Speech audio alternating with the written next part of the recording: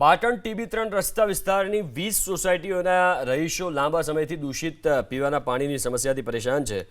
દૂષિત પાણી પીવાથી અનેક લોકો રોગચાળાનો શિકાર બની રહ્યા છે। ધારાસભ્ય કિરીટ પટેલે છેલ્લા 5 વર્ષથી આ બાબતે અનેકવાર રજૂઆતો કરી છતાં આ દિન સુધી આ સમસ્યાનો કોઈ કાયમી ઉકેલ આવ્યો નથી।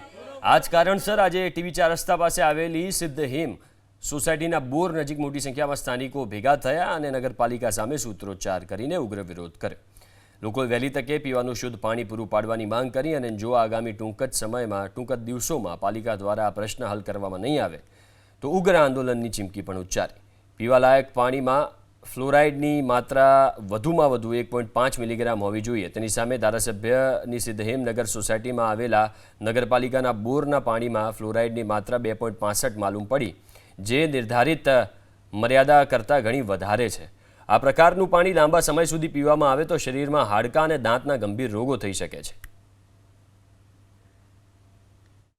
પાટણ નગરપાલિકાની પ્રાથમિક સુવિધા હોય છે કે સ્થાનિક લોકોને શુદ્ધ પીવાનું પાણી આપવાનું, પરંતુ કહી શકાય કે આ વિસ્તારના દ્રશ્યો આપને હું બતાવવા માંગીશ। આ વિસ્તાર છે સિદ્ધહેમ સોસાયટી તેમજ આજુબાજુ 20થી વધુ સોસાયટીઓ આવી છે અને આ સોસાયટીની જો વાત કરવામાં આવે છે કે નગરપાલિકા દ્વારા અહીંયા 2007ના અંદર બોર બનાવવામાં આવ્યો હતો અને આ બોર દ્વારા આજુબાજુની તમામ સોસાયટીઓને પીવાલાયક પાણી આપવા માટે બનાવ્યો હતો, પરંતુ કહી શકાય કે આ બોર છે, બોરનો પાણીનું જે પ્રમાણ છે અને પાણીની જે ક્વોલિટી છે તે ક્યાંક ખરાબ આવતી હોવાના કારણે સ્થાનિકો દ્વારા નગરપાલિકામાં વારંવાર રજૂઆત પણ કરી છે અને રજૂઆત કર્યા બાદ ધારાસભ્યને પણ રજૂઆત કરી છે। તેમ છતાં નગરપાલિકા દ્વારા આ દિન સુધી આ વિસ્તારના લોકોને શુદ્ધ પીવાનું પાણી આપી રહ્યા નથી। ત્યારબાદ પાટણના ધારાસભ્ય કિરીટ પટેલ દ્વારા આ પાણીના રિપોર્ટો છે તે લીધા હતા અને તેને લેબમાં મોકલવામાં આવ્યા હતા, પરંતુ લેબનો જે રિપોર્ટની વાત કરવામાં આવે કે આ જે પીવાલાયક પાણી હોય છે તેની જે ફ્લોરાઇડની માત્રા હોય છે તેની 1.5 હોવી જોઈએ, પરંતુ આ ટાંકાની જે વાત કરવામાં ટાંકાનું ફ્લોરાઇડનું પ્રમાણ છે 2.65% જેટલું ફ્લોરાઇડનું પ્રમાણ આવી રહ્યું છે। એટલે કહી શકાય કે આ પાણી છે તે પીવા લાયક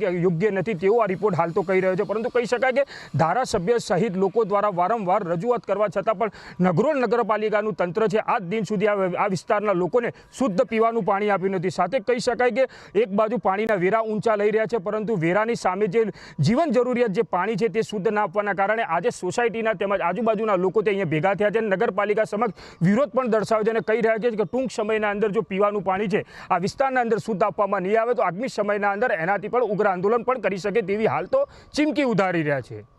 એઝાઝ મંસૂરી, ABP અસ્મિતા, પાટણ। કારણ કે આટલી મોટો બોર જ્યારે કોઈ સોસાયટીમાં હોય અને જ્યારે કોઈ કુદરતી આફત આવે તો એ સોસાયટીના રહીશો માટે ઘણું જોખમી છે, છતાં પણ સોસાયટીના રહીશોએ જગ્યા આપી અને એ બોર બનાવવા દીધો છે, પણ એનું કંઈ નિરાકરણ આવ્યું નહીં। કારણ કે જગ્યા આપી દરેક તકલીફ વેઠી છતાં પણ આટલા ફ્લોરાઇડવાળું પાણી જે પીવામાં આવે છે જેના કારણે આજુબાજુની 15 સોસાયટીના રહીશોને એના સ્વાસ્થ્યમાં બહુ જ બધા પ્રશ્નો ઊભા થઈ રહ્યા છે અને દિવસે દિવસે પાણીનો વેરો વધી રહ્યો છે।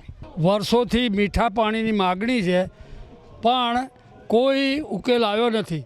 સુધરાઈમાં પણ સુધરાઈના માણસો આવે છે, મિટિંગો કરે છે, કોઈ સાંભળતા નથી અને જો મીઠું પાણી આપવામાં આવે ધરોઈનું અથવા નર્મદાનું તો આ સોસાયટીવાળા જે મેમ્બરો છે બધા એ લોકોને શાંતિ થાય, શરીરનું સુખ થાય અને બધાને સવલત થાય એ વિનંતી છે મારી। પાટણ સિદ્ધહેમનગર સોસાયટી ખાતે જે બોર આવેલો છે બોરનું પાણી પીવાલાયક નથી। અગાઉ પણ 2 વારના રિપોર્ટ આવી ચૂક્યા છે।